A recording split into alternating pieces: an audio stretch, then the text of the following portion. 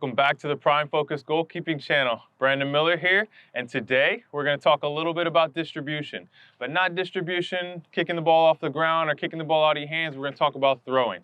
All right, there's a few different tossing techniques that goalkeepers can use to be most effective when they're distributing out to their field players, and we're going to talk about a few of them today. So before we go into actually throwing the ball, first we want to talk about how we hold the ball.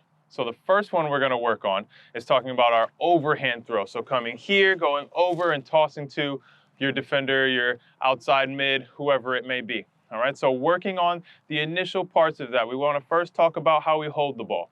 First, I see a lot of goalkeepers, they want to treat it like a baseball and give it the little baseball toss. And that can be effective sometimes, but most of the time when we're going for more accurate, more effective throws out to our defenders, our outside mids, whoever it may be, we want to get a little skip, we want to get a little power, and so we've got to hold the ball correctly. So initially, looking at holding the ball in your palm, all right, and then we roll that ball a little bit more onto our forearm. The forearm is going to be key in order to keep that ball in place and have it so it's not going side to side when we go to toss that ball straight. All right, so the big thing there, can we hold the ball here, bring it into our forearm a bit, and now we're going to turn it over, and we're going to focus on throwing the ball straight. So how do we do that? My body position, I mean, I could stand here and go like this, but I'm not going to get the momentum, and I'm not going to get the direction of the ball that I need. So in order to do so, we want to turn to our side a bit. All right, so we want to turn to our side, and we want to use our opposite hand to guide where we're going to throw the ball. All right, that's a big problem that we see with goalkeepers. They typically tend to just throw from here, and that ball goes right, they overcorrect, and that ball goes left. We want to focus on throwing the ball straight. So we want to go here, my hand's going to guide, and from here I'm going to take the ball, I'm going to bring it into my forearm, I'm going to guide with my left hand, and I'm going to throw straight.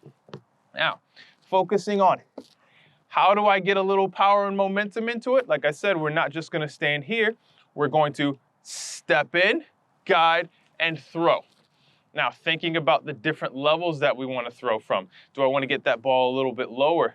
Do I want to keep it a little bit higher because I'm throwing over a longer distance? A lot of that depends on where you're going to. Where are you going to your outside back, or am I trying to go a little bit further up to a winger? Right, so we've got to figure that out at first. If I want to go a little bit lower, if I want that ball to skip a little bit less, I want to get a little bit lower with my throw. Right, so coming from over as opposed to outside is also another important thing. All right, so thinking about going from here as opposed to tossing from the outside here, right? So we'll talk a little bit about going from the side, but right now we want to go overhand and focus on the efficiency of throwing it straight there, right? So we go a little bit lower, we want to step in, guide, and throw there. Notice how I'm going over my shoulder and bringing around here as opposed to getting caught bringing the ball out here. All right, so that's the big thing with going overhand, making sure we're guiding that ball with our opposite hand, we're holding that ball solid with our hand and our forearm, and we're bringing it over top and stepping into our throw. So those are the mechanics of the overhand throw that we want to focus on. Now we also want to focus on, we can talk a little bit about throwing from the side. Not one that I typically teach my goalkeepers a ton, but sometimes when there's forwards in the box, there's other people around you, sometimes you have to work around players, right? So sometimes we focus on throwing from the outside a little bit more like a baseball throw.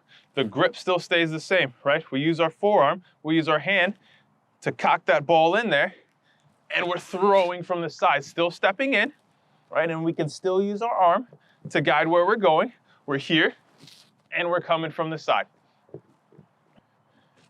All right, so the last one we want to talk about is a roll. All right, and now I see a lot of goalkeepers. The biggest problem I have with goalkeepers here is they love to bounce the ball in instead of actually rolling it in, right? So the biggest thing is how low you get, right? A lot of goalkeepers like to go here and bounce that ball in, right? The big thing is we want to make sure we get low enough because we want to serve in good balls to our field players. We don't want balls bouncing into our field players. Think about the balls that you want to receive. Is that the ball that I would want to receive? No, I wouldn't want a ball bouncing into me, so I don't want to bounce it into my field players. How do I get the pace and the power on it while also getting a smooth roll? And that means getting a little bit lower.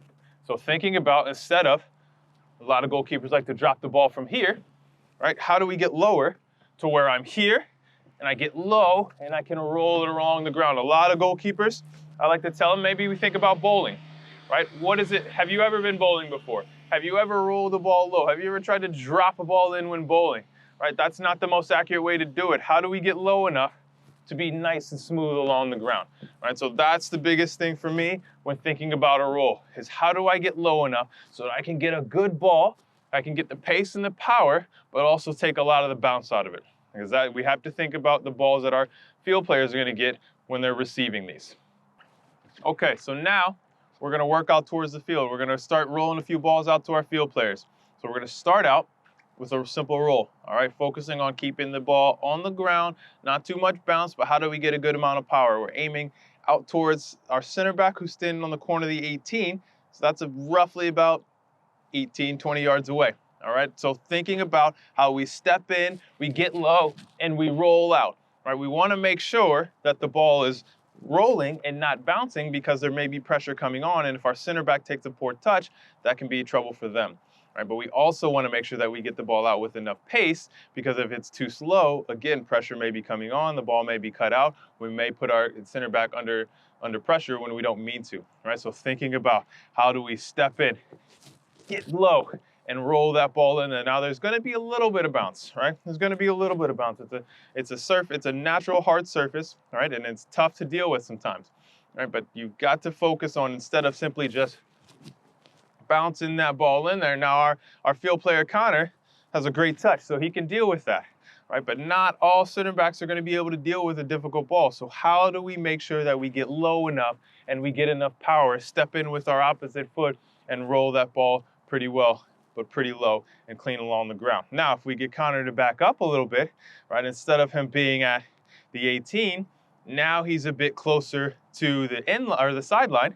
Right now we're looking at our outside back. How do we get a ball out to our outside back? All right, so that roll, now that it's 25, 30 yards away, that roll isn't as feasible, right? It's because it takes a little bit longer. The more it bounces along this turf, it's going to slow the ball down. So how do we cut that out? Now we start to look into our overhand throw. And it's the overhand throw that we talked about, of getting a little bit lower as opposed to the distance that we're going to talk about in a little bit.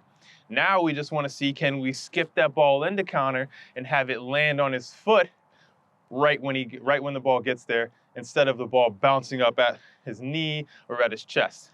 All right, so thinking about what we talked about earlier, cocking that ball in, we have control of the ball, right? We turn our body, we focus on aligning with our hand, we step in, and we toss. All right, so one thing you have to think about, where do we want Connor to go with our toss? Do we want the ball to go in front? Do we want the ball to go in behind him? All right, so thinking about the pressure that's coming, are the attackers close to him? Do we need to throw it a little bit further behind so that he can control and have a little bit more time? Or do we want him to break out a little bit more and lead that ball in front? It's all up to you. You've got to read the game, but you also have to understand how much force and how much power you're putting into this toss. All right, so we'll go again. We start, we step in, we guide, and we toss. How can we get the ball out there in 1 or 2 bounces as opposed to 3, 4, 5 bounces that slows the ball down and gives Connor less reaction time? All right.